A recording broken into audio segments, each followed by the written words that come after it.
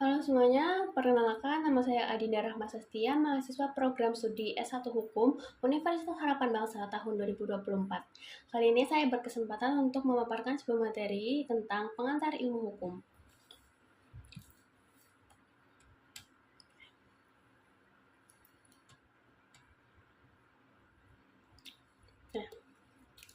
Nah, kita mulai saja. Yang pertama itu definisi dari hukum dan pengantar ilmu hukum. Pada dasarnya, hukum itu kan bersifat universal, maka pengertiannya tergantung dari sudut pandang dari mana hukum itu dilihat.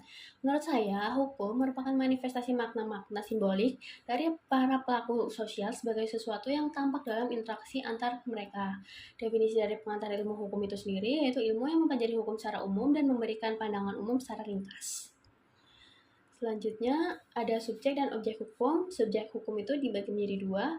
Yang pertama subjek hukum manusia atau naturalik person. Yang kedua subjek hukum manusia merupakan setiap orang yang memiliki kedudukan yang sama selaku pendukung hak dan kewajiban, namun memiliki pengecualian yaitu anak dalam kandungan dan orang dalam pengampuan. Selanjutnya ada subjek badan hukum atau reh person, yaitu suatu perkumpulan atau lembaga yang dibuat oleh hukum dan mempunyai tujuan tertentu.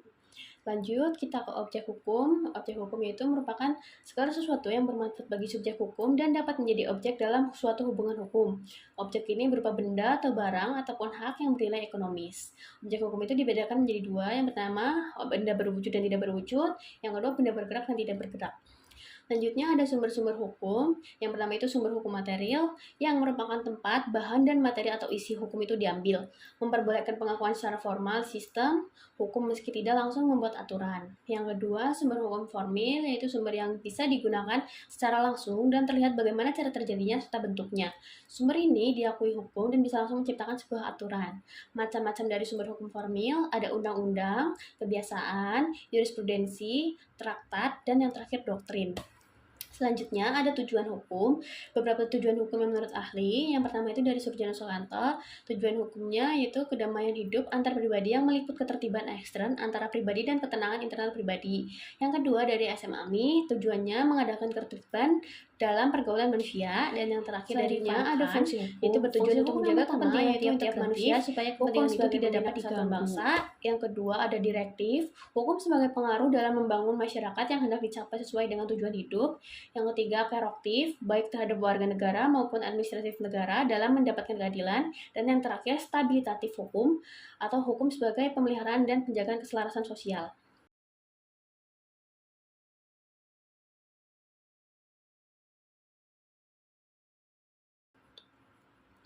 Lanjut, ada sifat-sifat hukum. Yang pertama, hukum yang bersifat mengatur. Hukum yang membuat berbagai peraturan yang mengatur segala tingkah laku manusia dalam kehidupan di lingkungan masyarakat.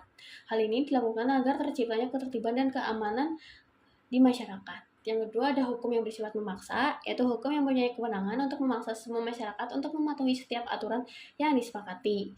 Dan yang ketiga, hukum bersifat melindungi. Hukum melindungi hak-hak masyarakat dalam hubungan antar manusia sehingga tidak ada yang dirugikan satu sama lain. Selanjutnya, ada sistem hukum di dunia. Yang pertama, ada sistem Eropa kontinental atau civil law system, yaitu yang berciri khas bahwa lebih mengutamakan restart atau negara hukum yang memiliki berkarakter administratif dan menganggap hukum itu tertulis. Tertera pada negara seperti Prancis, Jerman, Italia, Swiss, Australia, Amerika Latin, Turki, beberapa negara Arab, Afrika Utara, dan Madagaskar. Selanjutnya ada sistem Anglo-Saxon, yaitu atau Common Law System. Dalam sistem Anglo-Saxon tidak dikenal sumber hukum baku dan tertulis sebagaimana dikenal dalam Civil Law System. Perbedaan yang paling spesifik antara Common Law System dan Civil Law System, yakni dalam Common Law System sumber utamanya adalah putusan hakim, sedangkan dalam Civil Law System sumber hukumnya berupa undang-undangan. Beberapa negara yang menerapkan sistem Anglo-Saxon yaitu Inggris, India, Afghanistan, Australia, Kanada, Fiji, dan sebagainya. Yang ketiga ada hukum sub-Sahara atau African Law System. African Law System merupakan suatu hal yang berkaitan dengan solidaritas sosial dari suatu komunitas. Semua negara terikat dengan aturan komunitasnya. Dalam beberapa negara yang menganut sistem ini, aturan adat atau customary rules posisinya sangat kuat dan hampir semua isi hukumnya adalah kodifikasi dari aturan-aturan adat. Yang terakhir ada sistem hukum Asia Timur Jauh atau Far East Law, yaitu ciri utamanya menekankan harmoni dan tatanan sosial. Yang berarti sistem ini selalu berusaha untuk memperkuat harmoni dan tatanan sosial dan tidak menyukai hadirnya konflik secara terbuka.